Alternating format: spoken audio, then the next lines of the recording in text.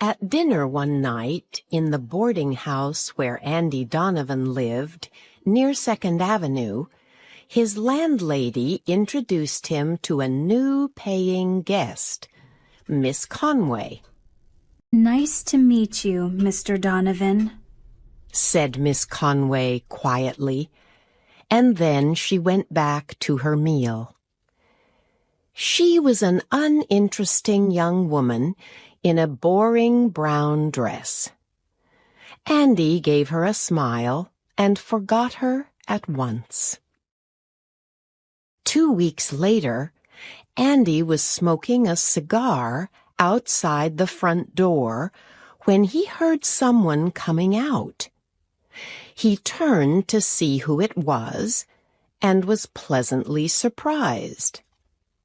There was Miss Conway, all in black from her head to her feet. With her bright gold hair, her gray eyes, and her sad face, she looked lovely. Mourning clothes can make any woman look beautiful, and are sure to make any man look twice.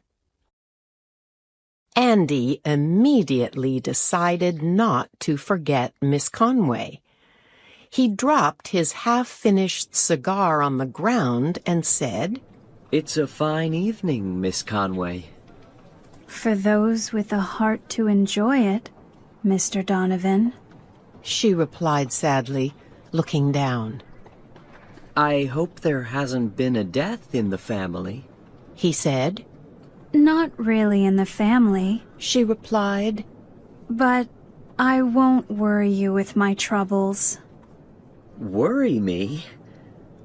But I'd really like to hear all about them, Miss Conway. I mean, please feel free to speak to a true friend in your time of need." Miss Conway smiled sadly at this. "I feel so lonely in New York," she said. "I have no friends here, but you have been kind to me, Mr. Donovan. Thank you for that."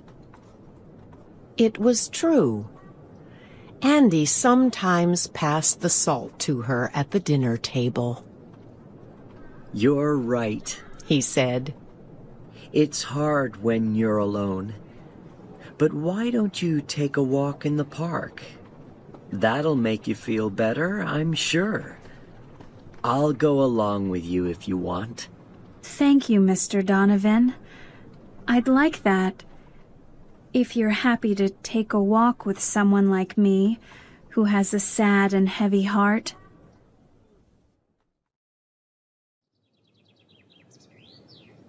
"He was my fiancé," said Miss Conway after an hour in the park. "We wanted to get married.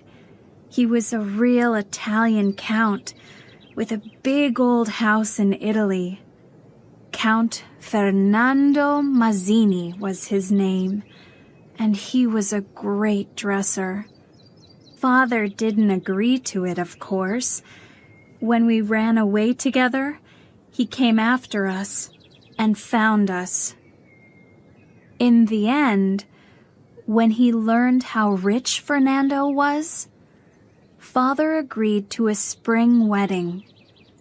Fernando wanted to give me a wedding present of $7,000 for the dress, the flowers, the dinner, and all. But Father was proud and said no. So when the Count went back to Italy to get his big old house ready for us, I got myself a job in a candy store to help pay for the wedding. Then 3 days ago, I got a letter from Italy saying that Fernando was dead. It was a terrible gondola accident that killed him, they said. So that explains my mourning, Mr. Donovan. I'll never forget Fernando, you see. And after losing him, I'm afraid I just can't look at any other man. I'm really sorry for you. said Andy. And I'm your true friend. I want you to know that. I have his picture here in my locket. Said Miss Conway tearfully. And because you're a true friend, Mr. Donovan, I'll show it to you. For some time, Andy studied the photograph in the locket that Miss Conway opened for him. The man's face was young, bright, and clever. It was the face of a strong man that other people are always ready to follow. I have a larger photograph in my room, said Miss Conway. I'll show you later. They're the only things that I have of Fernando now. But he'll always be in my heart. Andy decided there and then to try to win Miss Conway's heart from the Count. He took her to have an ice cream, but her gray eyes still looked sad.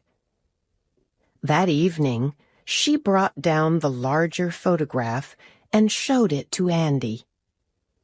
He looked at it silently.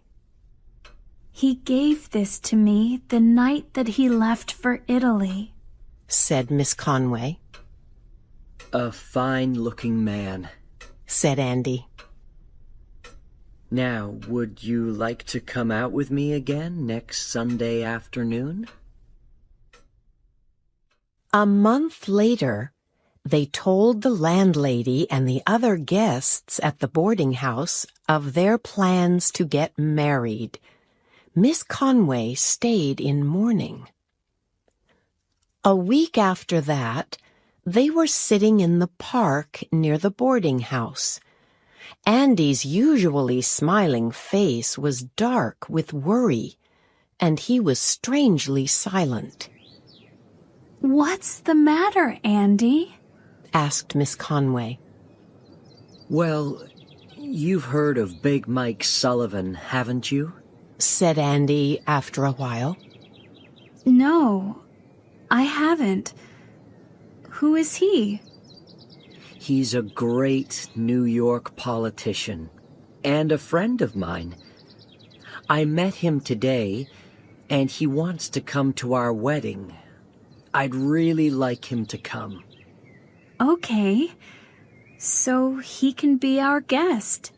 Right. But before we can have our wedding, I need to know something. Do you still prefer Count Mazzini over me? Suddenly, Miss Conway started crying. Oh, Andy, there never was a Count. All the other girls had boyfriends, but I didn't. And you know how good I look in black. So I bought a big photograph of a man that I didn't know at a photograph store, and got a small one too for my locket. Then I thought up the story of the Count's death and put on my black clothes. I'm just a big fake. And now you won't marry me because of it, I'm sure. And you're the only man that I've ever loved. Smiling, Andy took her in his arms. Do you still want to marry me after what I've done? She asked in surprise.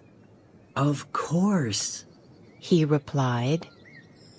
You were very good to explain it all to me. Now we can forget the Count. There's nothing to stop us becoming man and wife. Andy, Miss Conway went on. did you really think that my stories about the Count were true? Not really. he replied, taking out a cigar. Mostly because that photograph in your locket is of my friend, Mike Sullivan.